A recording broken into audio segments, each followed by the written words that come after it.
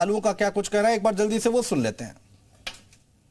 प्रदेश सरकार के प्रयास से अब अयोध्या को टूरिज्म विकास को बड़ा बल मिल रहा है। हमारे साथ इस समय कुछ ये श्रद्धालु हैं जो आए हुए हैं। कहाँ से आए हुए हैं आप? गोरखपुर से आए हुए हैं। योगी सरकार लगा विकास कर रही है, अयोध्या का लगातार विकास हो रहा है, उसको किस तरह देख रहे हैं आप? सर बहुत बढ़िया लग रहा है। पहले से अपेक्षा और बढ़ते चली जा रही है और अच्छी व्यवस्था बढ़ती चली जाएगी। दर्शन और अच्छा व्यवस्था जो देख के बहुत बढ़िया लग रहा है।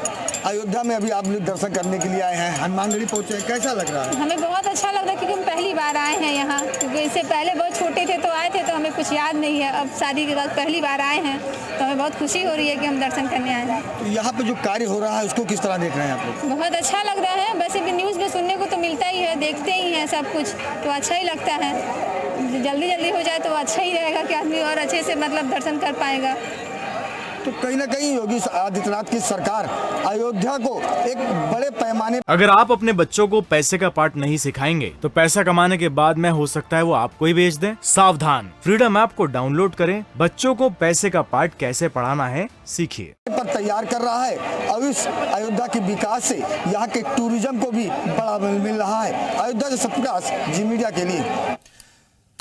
तो हमारे सहयोगी अयोध्या से ग्राउंड रिपोर्ट देते हुए आप जो मेहमान हमारे साथ जुड़े उनका बहुत शुक्रिया, चूंकि समय पूरा हो गया है बातचीत करने का। लेकिन यहां पर एक बड़ी तस्वीर एक साल बाद जरूर निकलकर सामने आई है और अर्थव्यवस्था के साथ साथ जो स्थानीय लोग हैं, जो व्यापारी हैं, जो वहां पर काम कर रहे हैं, उनके लिए एक अच्छी खबर जरूर निकल कर आई है। रोजगार में बढ़ावा हुआ है और अर्थव्यवस्था और मजबूत होती दिखाई दे रही है। राम मंदिर बनेगा, भव्य राम मंदिर का निर्माण हो रहा है, उसके बाद भी ऐसी तस्वीर लोग उम्मीद लगा रहे हैं कि निकलकर सामने आएगी। फिलहाल यूपी मांगे उत्तर देख रहे थे आप, बने रहिए जी उत्तर प्रदेश उत्तराखंड के साथ।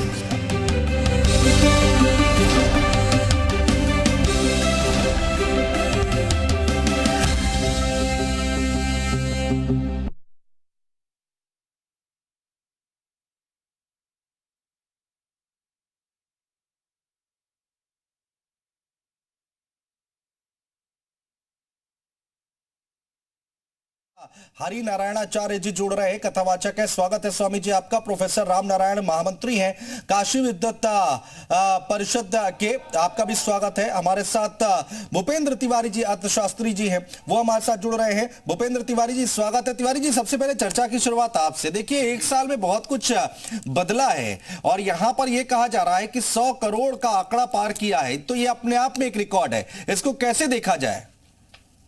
देखिए, अर्थशास्त्रीय दृष्टिकोण तो यही कहता है कि अगर विकास करना है किसी क्षेत्र का तो ऐसे क्षेत्र में निवेश करना चाहिए जहां पर रोजगार का सृजन हो जी। और रोजगार का सृजन ऐसे क्षेत्र में होना चाहिए जिससे उत्पादन तो ना बढ़े लेकिन उपभोग बढ़ जाए जी। तो इससे विकास की गति कई गुना हो जाती है। जब इंफ्रास्ट्रक्चर डेवलपमेंट में ये विकास किया गया, इन्वेस्टमेंट किया गया, चाहे कॉरिडोर के रूप में विकसित करने के लिए या वहां की आधारभूत संरचना विकसित करने के लिए या मंदिर निर्माण के लिए या कॉरिडोर के लिए, तो इससे वहां के लोगों को रोजगार मिला।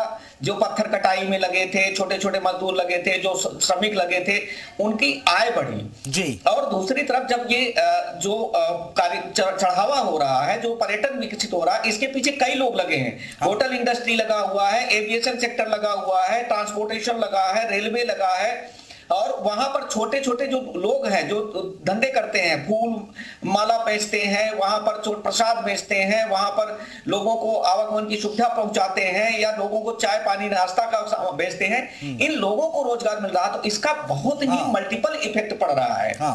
तो आप समझ लीजिए कि इस ऐसे ही किसी क्षेत्र का विकास जब होता है तो आधारभूत संरचना, जैसे जैसे ये 100 करोड़ का आंकड़ा और आगे बढ़ेगा, इसका मतलब पर्यटक बढ़ रहे हैं। और जब पर्यटक वाराणसी में आएंगे तो स्वाभाविक है कि वहां के उद्योग धंधे, वहां के लोगों की आय, वहां के लोगों का जीवन स्तर, वहां के लोगों की शिक्षा सब सुधरेगी। बिल्कुल, और बहुत सारी बातें जो आपसे समझनी है, अर्थव्यवस्था के लिहाज से भी समझनी है। हम दोबारा आपके पास जरूर लौट के आएंगे। प्रोफेसर राम नारायण जी, आप कैसे देखते हैं, आपका नजरिया क्या कहता है, ये जो बदलाव हुआ है उसको?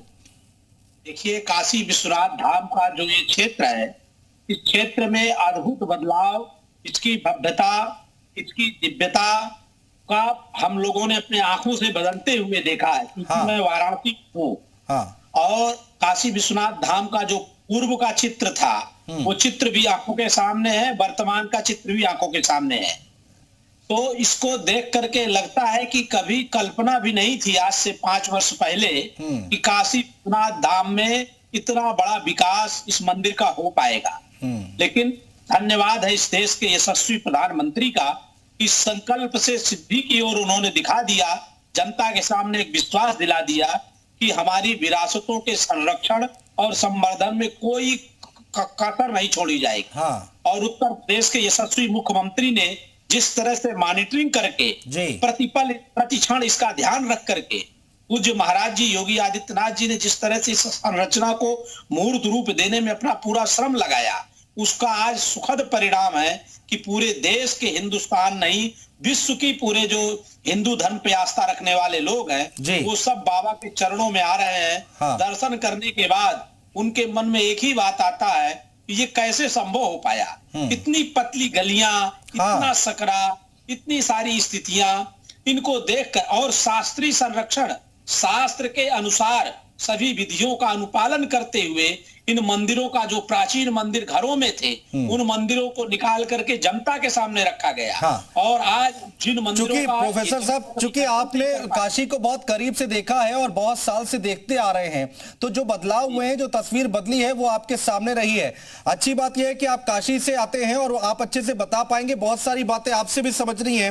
लेकिन अयोध्या से हमारे साथ इस वक्त स्वामी हरिनारायणाचार्य जी हैं।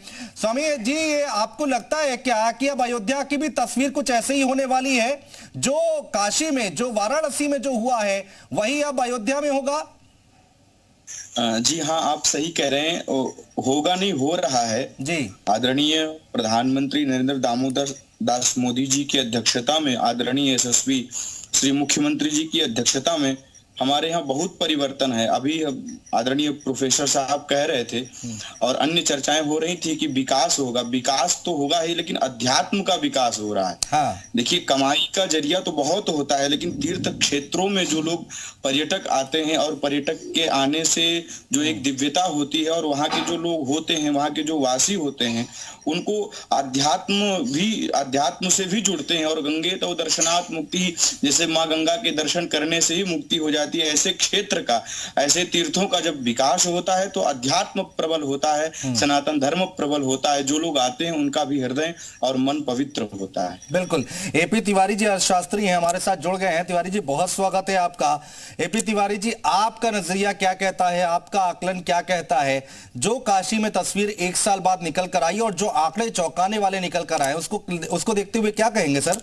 हमारे साथ हरिनारायणाचार्य जी जुड़ रहे हैं, कथावाचक है। स्वागत है स्वामी जी आपका। प्रोफेसर राम नारायण महामंत्री हैं काशी विद्वत परिषद के, आपका भी स्वागत है। हमारे साथ भूपेंद्र तिवारी जी अर्थशास्त्री जी हैं, वो हमारे साथ जुड़ रहे हैं। भूपेंद्र तिवारी जी, स्वागत है। तिवारी जी, सबसे पहले चर्चा की शुरुआत आपसे। देखिए, 1 साल में बहुत कुछ बदला है और यहां पर यह कहा जा रहा है कि 100 करोड़ का आंकड़ा पार किया है, तो यह अपने आप में एक रिकॉर्ड है। इसको कैसे देखा जाए?